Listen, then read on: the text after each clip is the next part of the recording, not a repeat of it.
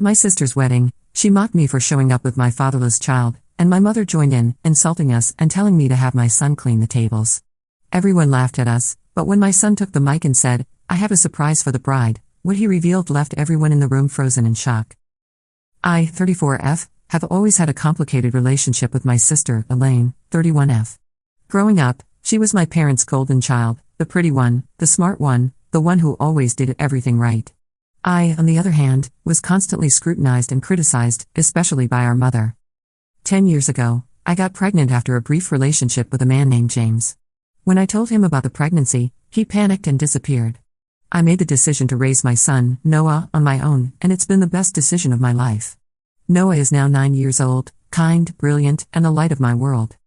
When Noah was born, my family, particularly my mother and sister, made their disapproval abundantly clear. They called me irresponsible, said I had ruined my life, and constantly referred to Noah as my mistake. Over the years, I've limited contact with them, only seeing them at major family gatherings where I could keep the interactions brief. Last month, Elaine got married to her fiancé, Marcus. Despite our strained relationship, she invited me to the wedding. I suspected it was more out of obligation than genuine desire to have me there, but I decided to accept the invitation. Noah was included in the invitation, which surprised me, but I thought perhaps this was an olive branch, a chance to mend our relationship. How wrong I was. The wedding day. The ceremony was beautiful, held at an upscale vineyard with stunning views. Noah was on his best behavior, dressed in a little suit I had saved up to buy him. He was excited about attending his first wedding, especially his aunt's. I was proud of how mature he was being. During the reception, I was seated at the family table, which was at least something. Elaine looked gorgeous in her designer gown, and our mother was fawning over her as usual. I congratulated Elaine, and she gave me a cold smile before turning away to chat with her college friends. Things started to go downhill when Noah accidentally spilled a bit of his water on the tablecloth. It was a minor spill that I quickly cleaned up, but my mother noticed and clicked her tongue disapprovingly. "This is why children don't belong at elegant events," she said loudly. I ignored her comment and continued enjoying the meal with Noah, who was now being extra careful with his glass. When dinner was over, Elaine made her way to our table with her new husband. I thought she was coming to thank us for attending, but instead, she looked down at Noah and said, "How's my fatherless nephew enjoying his first fancy dinner? Probably not used to cloth napkins, are you?" Noah's face fell, and I felt my blood begin to boil. "Elaine, that's inappropriate," I said quietly, not wanting to cause a scene. She laughed and nudged Marcus. "Oh, lighten up. It's my wedding day, I can say what I want." My mother joined in. "Well, he could at least make himself useful. The catering staff is short-handed. Noah, why don't you help clear some of these tables? It might teach you some responsibility, something your mother clearly couldn't." Several people at nearby tables chuckled, and I saw Noah's eyes fill with tears. I was about to grab him and leave when an old friend of my father's, Uncle Robert, not a real uncle, but my dad's best friend from college, who was sitting at our table, stood up. "That's enough," he said firmly. "The boy has done nothing wrong, and you should be ashamed of yourselves." Elaine rolled her eyes. "Oh please, Robert. Mind your own business. It's just a bit of fun." "At a child's expense?" he replied, then turned to me. "Jessica, you and Noah deserve better than this treatment." I was grateful for his intervention, but the damage had been done. Noah was humiliated, and I was ready to leave. I whispered to him that we could go if he wanted to. The revelation. But Noah surprised me. He squared his little shoulders and whispered back, "No, Mom. I want to give Aunt Elaine my gift." Before the wedding, Noah had insisted on getting something special for his aunt. He'd been saving his allowance for months and had purchased a small silver photo frame, which we had filled with a childhood photo of Elaine and me that I had kept. He'd been so excited about it, saying that maybe it would help his aunt remember when she used to be nice to me. I hesitated, not wanting him to face more ridicule, but there was a determination in his eyes I couldn't deny. So I nodded, and he picked up the gift bag from under his chair. The DJ was announcing that it was time for toasts, and the best man and maid of honor had already given theirs. There was a slight lull, and Noah saw his opportunity. Before I could stop him, he walked up to the area where the microphone stood. The DJ, seeing a small boy approach, smiled and lowered the microphone for him. A few guests chuckled, assuming this was part of the program, a cute nephew saying something sweet about the bride. Noah took the microphone, his hands trembling slightly. "Hi, I'm Noah, Aunt Elaine's nephew." His voice was small but clear in the large reception hall. Elaine's smile was fixed and false as she watched him, probably expecting a brief, childish speech that she could laugh off. "I know I'm not supposed to be here, Noah continued, because I don't have a dad and that makes me and my mom not good enough for this family. A hush fell over the room. I half rose from my seat, worried about what might come next, but Uncle Robert placed a gentle hand on my arm, holding me back. But I have a surprise for Aunt Elaine, Noah said, his voice growing stronger. I wanted to give you this gift.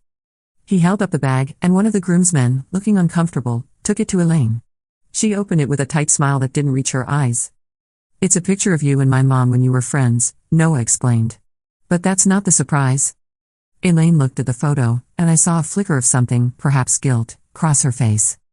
The surprise is about my dad, Noah continued. The dad everyone says I don't have. At this point, I was completely confused. Noah had never expressed interest in finding James, and we rarely discussed him. 3 months ago, Noah said, I found some old letters in Mom's memory box. She didn't know I saw them, but I did. They were from my dad. I froze. He was talking about a stack of letters James had sent me after he left, letters apologizing, explaining his panic, his immaturity, his eventual realization that he had made a terrible mistake. Letters I had kept but never responded to, too hurt by his initial abandonment. My dad wrote to my mom many times, Noah continued. He wanted to meet me, but Mom never wrote back because she was protecting me. She thought he might hurt me and leave again. I felt tears welling in my eyes. I had never told Noah about those letters, thinking I was shielding him from potential disappointment. So I did something, Noah said, his voice now steady and clear. I wrote to my dad. I found his address on the letters and sent him a letter. And guess what? He wrote back. We've been writing to each other for months. The room was absolutely silent now. Even the servers had stopped moving. My dad didn't know about me until Mom told him. He was scared and ran away, and that was wrong. But he tried to come back, and he's been trying for years. And now he wants to meet me. He's a good person who made a mistake. Noah paused, then looked directly at Elaine and my mother. And the biggest surprise of all? My dad is here today. A collective gasp went through the room. I scanned the guests in confusion, wondering if James had somehow crashed the wedding. Noah pointed to a man standing at the back of the reception hall, a man I hadn't noticed before, partially hidden by a decorative column. As he stepped forward, I recognized him immediately, despite the decade that had passed. James looked older, more mature, but his eyes were the same, and they were fixed on Noah with an expression of pure love. That's my dad, Noah said proudly. He came because I asked him to. Because I wanted him to meet my family. Even the ones who are mean to me. The microphone slipped a little in Noah's hand, and he adjusted his grip.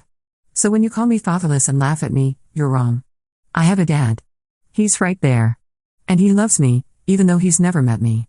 And that's more than you do, even though you've known me my whole life. With that, Noah carefully placed the microphone back on its stand and walked toward James, who knelt down to meet him at eye level. The entire room watched as father and son looked at each other face to face for the first time. I stood up, my legs shaking, and made my way toward them, aware of every eye in the room on me. Elaine's voice cut through the silence. You planned this, she hissed at me as I passed her table. You planned this to ruin my wedding. I paused and looked at my sister, really looked at her. Her perfect makeup couldn't hide the ugliness of her expression, the pettiness that had consumed her over the years. No, Elaine, I said quietly. I had no idea. This is all Noah. He did this on his own because he wanted a chance to know his father, and because he hoped, somehow, that it might make you and Mom see him as a person, not a mistake. I continued walking toward Noah and James, leaving Elaine stunned into silence. The aftermath. When I reached them, James stood up. Jessica, he said, his voice thick with emotion. I'm so sorry. For everything. I didn't know what to say. 10 years of anger, hurt, and protection for my son warred with the undeniable fact that Noah had sought out his father, and James had responded with love. How did you get invited to the wedding? I finally asked. James looked uncomfortable. I wasn't, exactly. Noah told me about it in his letters. I've been staying at a hotel nearby, hoping to see you both after the reception. But then Noah texted me, you gave him a phone for emergencies, right? And told me to come now. He said he needed me. So I did. I looked down at my son, who met my gaze steadily. You texted him from the bathroom when you said you weren't feeling well? Noah nodded. I heard what Aunt Elaine and Grandma said. I wanted to show them they were wrong about me. About us. The sheer courage and resourcefulness of my child left me speechless. A throat cleared behind us, and I turned to see Uncle Robert. I think the three of you might want some privacy, he said kindly. There's a small parlor off the main hall that should be empty. We followed him out of the reception hall, leaving behind a room still frozen in shock.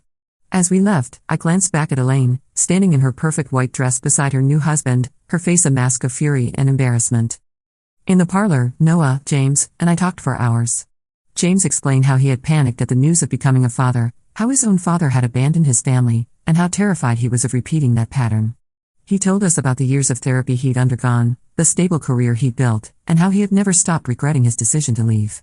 I explained why I hadn't responded to his letters, my fear of letting him into Noah's life only to have him leave again, my determination to protect our son from experiencing that rejection firsthand. And Noah, my amazing, resilient son, told us both how he had discovered the letters, how he had struggled with whether to reach out to James, and how ultimately, he had decided he wanted the chance to know his father. As the evening wore on, we began to sketch the outlines of a new relationship, not a romantic one between James and me, but a co-parenting arrangement that would allow Noah to have his father in his life. The next day, the next morning, my phone exploded with texts and calls, from Elaine, my mother, various relatives and wedding guests. I ignored them all. Instead, James, Noah, and I went to breakfast at a small cafe near our hotel. As we ate, Noah looked happier than I had seen him in a long time.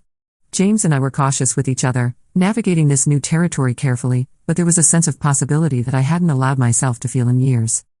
My phone buzzed again with a text from my mother. "You've humiliated your sister on her wedding day. I hope you're satisfied. Don't expect to be welcome in this family after this." I showed the text to James, who frowned.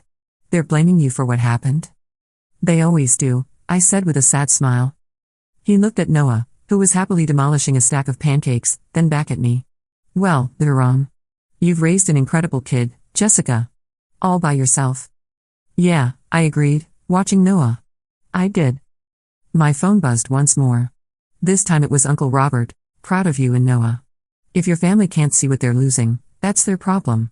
You've got a standing invitation to Thanksgiving at our house from now on." I smiled and put my phone away. 3 days later, a handwritten letter arrived from Elaine. I expected more accusations and anger, but instead, I found something else entirely. "Jessica, I've spent the past 3 days thinking about what happened at my wedding. My initial reaction was rage, at you, at Noah, at James for showing up. But as the dust has settled, I've been forced to confront some uncomfortable truths about myself, about Mom, and about how we've treated you and Noah. The things we said to Noah were cruel and inexcusable. There's no justification for adults to bully a child, and that's exactly what we did. What I did." Watching Noah stand up for himself, with such dignity and courage, made me see myself through his eyes, through the eyes of everyone at that reception. What they saw wasn't a beautiful bride having her special day ruined.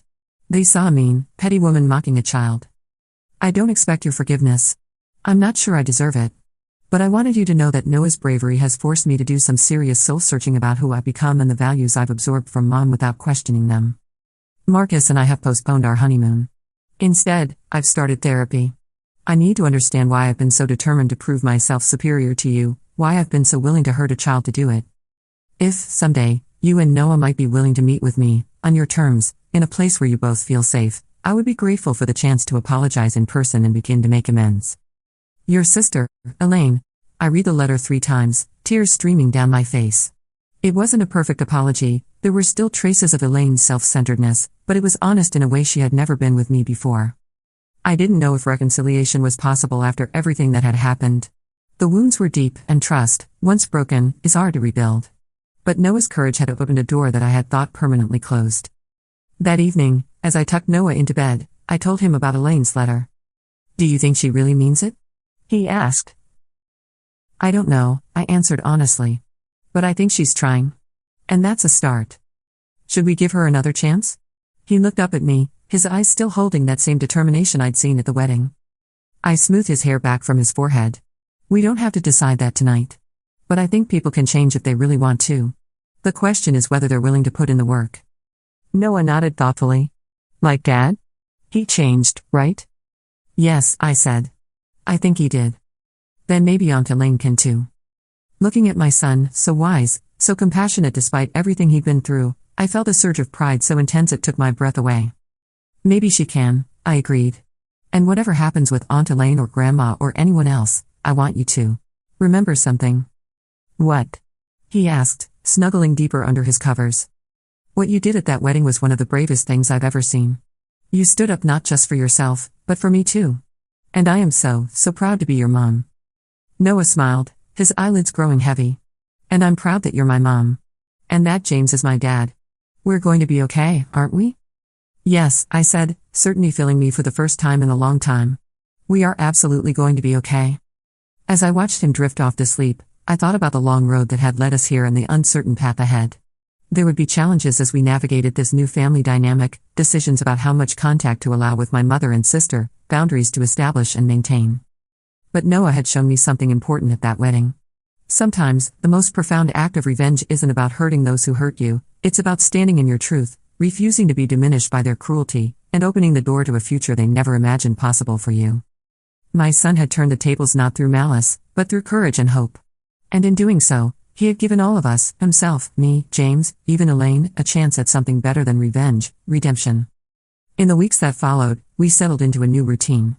James rented an apartment nearby so he could spend time with Noah regularly. Our co-parenting relationship was tentative at first, but grew stronger as we both focused on what was best for our son. Noah thrived with his father in his life. They discovered shared interests, both loved building model airplanes and had the same offbeat sense of humor. James attended Noah's soccer games and helped with science projects. He never tried to replace the bond Noah and I had formed over the years. Instead, he created his own unique relationship with his son. As for Elaine, I eventually agreed to meet her for coffee, just the two of us. The conversation was awkward and painful at times, but necessary. She apologized again, more thoroughly this time, and shared insights from her therapy sessions. She had begun to recognize patterns from our childhood, how our mother had always pitted us against each other, how Elaine had been rewarded for putting me down. I'm not using that as an excuse, she said, stirring her latte absently. I was an adult making my own choices. But I'm trying to understand how I became someone who could be so cruel to a child. I nodded, appreciating her honesty while still maintaining my emotional distance. It's going to take time, Elaine. A lot of time. I know, she said. I'm prepared for that. And if you decide you never want me in your lives again, I'll understand. But I hope you'll give me a chance to show you I'm changing. My mother was a different story. She remained entrenched in her position, insisting that I had deliberately sabotaged Elaine's wedding. When I received a formal letter from her threatening to pursue grandparents' rights, I consulted a lawyer who assured me that her case was weak, especially given the witnesses to her treatment of Noah at the wedding. Instead of engaging in a legal battle, I sent her a simple response: when you're ready to acknowledge how you've treated Noah and me, and to make amends as Elaine is trying to do, we can talk. Until then, please respect our space. She didn't respond. Uncle Robert and his wife became our surrogate family, hosting us for holidays and checking in regularly. Robert had been my father's best friend before Dad passed away when I was 15, and he seemed grateful for the chance to fulfill a promise he'd made to look after me. 6 months after the wedding, Noah asked if Elaine could come to his 10th birthday party. I was hesitant, but he insisted. I want to see if she really means it, he said with that same determination that continued to amaze me. And if she does, then maybe it's time to forgive her. Isn't that what you always tell me? That forgiveness is for us, not for the other person? Once again, my son was teaching me about courage and grace. Elaine came to the party, nervous and subdued.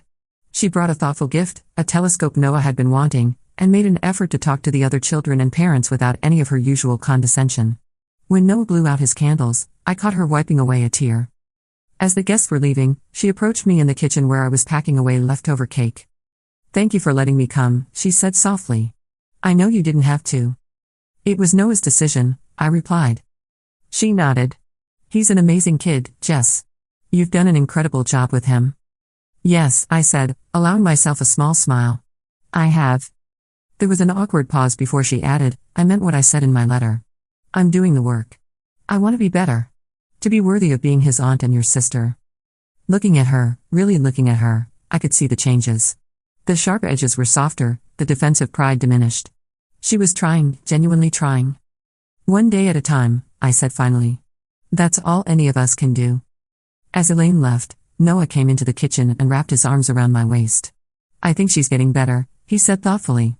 "Don't you?" "I think so too," I agreed. "And we're getting better too, right? With Dad and everything?" "Definitely," I said, kissing the top of his head. Noah looked up at me with a grin. "So it all worked out. My plan at the wedding." I laughed. "I'm not sure it was a plan, exactly." "Well, maybe not at first," he admitted. "But when I heard them being mean, I just thought, what if they knew Dad was here? What if everyone knew? And then it felt like a plan." I shook my head in wonder. You're something else, you know that? He nodded confidently. I know. I get it from you. As Noah ran off to examine his birthday presents, I stood in the kitchen of our small but happy home, marveling at how much had changed in 6 months. What had begun as a day of humiliation had transformed into an unexpected journey of healing and growth. Life wasn't perfect. There were still difficult days and uncomfortable family dynamics to navigate. My relationship with my mother remained strained, and James and I were still finding our footing as co-parents. But for the first time in a decade, I felt like we were all moving forward rather than being trapped in old patterns of hurt and resentment. And it had all started with my son, my brave, compassionate, remarkable son, taking a microphone and refusing to be defined by others' cruelty. Sometimes, the best revenge isn't about getting even. It's about getting free. 1 year later, on the anniversary of Elaine's wedding, I found myself sitting on a park bench watching Noah and James fly a kite. The spring breeze caught the diamond-shaped fabric, lifting it higher into the cerulean sky as Noah squealed with delight. James glanced over at me and smiled, a smile that held friendship, mutual respect, and shared joy in our son. We had come a long way in 12 months.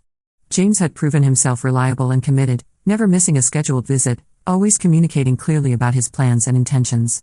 He'd become not just Noah's father, but my partner in raising our son, not romantically, but in all the ways that mattered for Noah's well-being. My phone buzzed with a text from Elaine, thinking of you all today.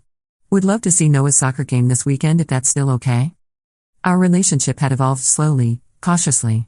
After Noah's birthday party, Elaine had continued her therapy and made consistent efforts to be a positive presence in our lives. Small gestures at first, sending Noah articles about science topics he loved, dropping off homemade cookies, offering to pick him up from school when I had to work late. Gradually, these grew into more meaningful interactions, attending his school play, helping him with a history project, having genuine conversations that didn't revolve around her own life. I texted back, games at 10 a.m. Noah would love to see you there. My mother remained on the periphery of our lives. She had never directly apologized, but 6 months after the wedding, she had shown up at our door with a tentative peace offering, a photo album filled with pictures of me as a child, many I had never seen before. I thought Noah might like to see these, she'd said stiffly. To know where he comes from on your side. It wasn't an apology, but it was an acknowledgement of Noah as family, as part of our lineage. We had allowed her brief, supervised visits since then. She was trying, in her own limited way, to be better. Whether that effort would ever bloom into a genuine relationship remained to be seen, but the door was cracked open, if not fully ajar. Uncle Robert and his wife had become fixtures in our lives, providing the unconditional support I had never experienced from my own parents. Robert often told stories about my father that helped Noah feel connected to the grandfather he had never met. You have his laugh, Robert would tell Noah. And his curiosity about how things work. These connections to the past had helped Noah build a stronger sense of identity. No longer the fatherless child his aunt and grandmother had cruelly labeled him, he now understood himself as part of a rich tapestry of family, some related by blood, some by choice, all contributing to who he was becoming. As for me, I had undergone my own transformation. The long-held defensiveness that had characterized my interactions with my family had gradually softened. I had started therapy too, working through the years of criticism and disapproval that had shaped my own self-image. I learned to set boundaries without building walls, to forgive without forgetting, to move forward without erasing the past. I had also returned to school, pursuing the nursing degree I had abandoned when I became pregnant with Noah. James had supported this decision, adjusting his schedule to take Noah on the evenings I had classes. Elaine had surprised me by offering to help with tuition, a gesture I had initially refused but eventually accepted when I understood it was her way of making amends. Mom. Dad. Look how high it is. Noah called, his face tilted toward the sky where the kite danced on air currents. I raised my hand to shield my eyes from the sun, watching my son, his body vibrating with excitement, his face unguarded and joyful. There was no trace now of the wounded child who had taken the microphone at his aunt's wedding. That moment had transformed him just as it had transformed all of us. James jogged over and sat beside me on the bench, both of us watching Noah expertly manipulate the kite strings. He's something else, James said, echoing words I had said many times. He is, I agreed. You know, James said, his gaze still on Noah, I think about that wedding every day.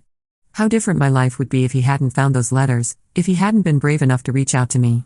He gets that from you, you know, I said. That courage. I was never that bold. James looked surprised. Are you kidding? You raised him alone for 9 years. You protected him from everything, including me. That took incredible courage.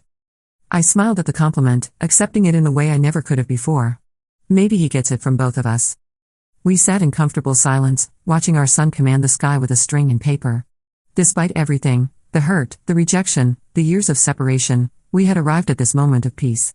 Not through bitterness or vengeance, but through truth and reconciliation. The wedding that had begun as a day of humiliation had become a catalyst for healing. Noah's brave act, taking that microphone, revealing his father's presence, standing in his truth, had rippled through all our lives, washing away old patterns and creating space for new beginnings. As the sun began to set, painting the sky in watercolor hues of pink and gold, Noah reeled in his kite and ran toward us, his face flushed with exertion and happiness.